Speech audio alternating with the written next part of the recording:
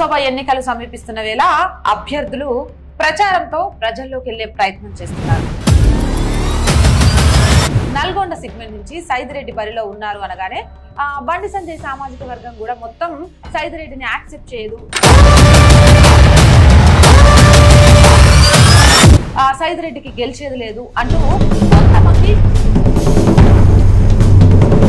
కాంగ్రెస్ అంటే రెడ్డిల పార్టీ, అలాంటిది సైదిరెడ్డికి బీజేపీ కంటే కూడా కాంగ్రెస్ కాషాయ పార్టీని ఎందుకు కప్పుకోవాల్సి వచ్చింది? అంటే ఒకటి, నేను చిన్నప్పటి నుంచి కాంగ్రెస్ ఓటేయలేను. నేను వచ్చింది అసలు ఫస్ట్ కాంగ్రెస్ అంటే ఫ్యూడల్ వ్యవస్థ. తెలంగాణలో కేసీఆర్ ప్రభుత్వం మోసం చేసేసింది ప్రజల్లో. కాంగ్రెస్ ప్రభుత్వం కూడా నిరుద్యోగ భృతని చాలా మాట చెప్పి యువతను మళ్ళీ మోసం చేసింది. సైదిరెడ్డి చెప్తే చేస్తాడని. ఇంకో విషయం, నల్గొండ అంటే కోమటిరెడ్డి బ్రదర్స్ అడ్డా. కోమటిరెడ్డి బ్రదర్స్ అంటే వాళ్ళు ఏం మాట్లాడతారో వాళ్ళకి తెలియదు అంటారు.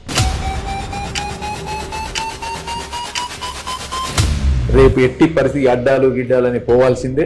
రేపు ఎట్టి పరిస్థితుల్లో నల్లగొండలో కాషాయ జెండా ఎగరాల్సిందే. మీరు కూడా రాముడిని అడ్డం పెట్టుకుని ఓట్లు అడుగుతున్నారా? రాముడు కోసం ఓటు వేయాల్సిందే.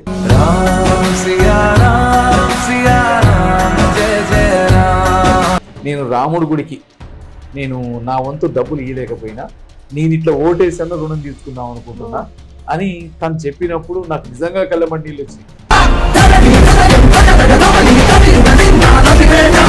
రాహుల్ గాంధీ గురించి ఒక పెద్ద ఫెయిల్యూర్ అంటానికి రాహుల్ గాంధీ నిదర్శనం.